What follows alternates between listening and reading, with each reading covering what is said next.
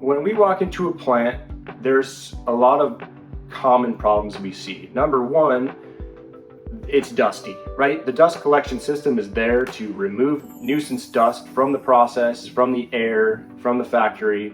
So if you walk in and it's dusty, you can pretty fairly say that you have a dust collection issue.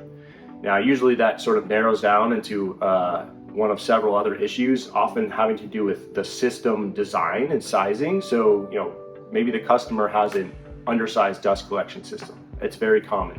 Maybe it was designed right 10 years ago, but they've added some processes, they've changed the ductwork around, and now the system is undersized and it's not keeping up.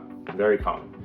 Number two is maintenance issues with the ductwork. So you get holes wearing in the ductwork if you have abrasive dust. You get plugging, and then before you know it, you don't have the airflow you need, you don't have the suction you need in the process, and that's visible by all the dust that collects around the process, in the rafters, on top of ductwork, and you get dust in the facility.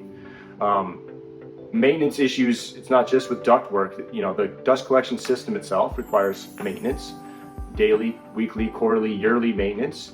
And if that's not done, then the system breaks down and doesn't perform. That could be simple as just making sure your filters are changed regularly. You have pulse cleaning systems, you have fan bearings and motors that need to be greased and maintained. And so if all those things don't happen, what you get is a system that's slowly but surely degrading over time. So those are the common scenarios we see, having to do with system design or changes in design, and then maintenance over time.